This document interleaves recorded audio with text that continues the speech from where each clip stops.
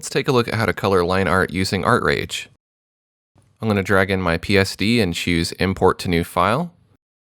Then I'm going to select the felt pen, and I'll choose a color over here in the color picker. I can choose the hue and the saturation and the value. Then I want to make sure that I'm painting on the color layers so that I can paint behind my lines without painting over them. And I'll go ahead and just start filling this in with this green color here using the felt pen. If I want to make my brush bigger or smaller, I can hold Shift and drag left or right. I can also hit the left and right bracket keys to increase or decrease my brush incrementally. If I accidentally paint outside the lines, I can select the eraser tool, and I can go in and erase any edges where I overpainted. To keep things more organized, we can name our layers. I'm going to double click on this layer and name it green.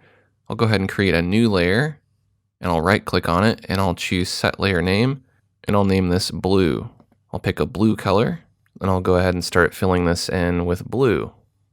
Besides the felt pen, there's some other brushes that might work well for this. You could try the Watercolor, which gives you an interesting runny water effect. You can also pick a different color and have them kind of bleed or transition together. The crayons also work really well. We can try those out. Keeping our colors separated onto layers will make it easier to change each individual color. For example, we can go to Edit, Adjust Colors, and then we can easily change the hue of a particular color on a layer. Now let's take a look at how to use the paint bucket to fill in these colors. Go ahead and right click on the lines layer and choose Duplicate Layer.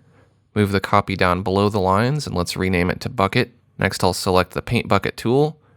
I can sample colors that are on screen by holding down Alt and then clicking on them, and then I can fill each of these cells with color using the paint bucket. We can also change the color of the background. I'll click on the background layer and choose a color, and then I can use that same paint bucket to fill the background with that color. We can change the color of the lines as well if we don't want them to be black. I'm going to go ahead and right click on that lines layer and duplicate it. I'll go ahead and name that layer Color Hold. Then I can right click on the layer or choose the bottom right sub-dialog and choose Layer Locks, Lock Transparency. Then I can select something like the crayon, pick a different color than black, make my brush really large, and then just paint over all of the black lines to change them a different color.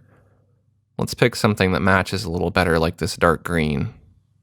Now let's take a look at how to create some gradients. Let's right click on the layer that has our green color on it, and let's choose Layer Locks, Lock Transparency. I'll pick a lighter green color and then choose the airbrush, and I'll paint over the top edge of that to create a transition or a gradient. So you can go ahead and color this however you like, but just make sure not to save over your original. To save a copy of your work, go to File and then Export Image File. You can go ahead and give it a name. You can choose PNG for an all-purpose file, you can choose TIFF for a high-quality print, or JPEG for a small file that you can put on the web. So there you go, that's a quick tutorial on how to color line art using ArtRage. If you're interested in coloring this mandala, you can download it along with 19 other mandalas. It's available as an adult coloring book on gumroad.com/Aaron Rutten. Thanks for watching, and I'll see you next time.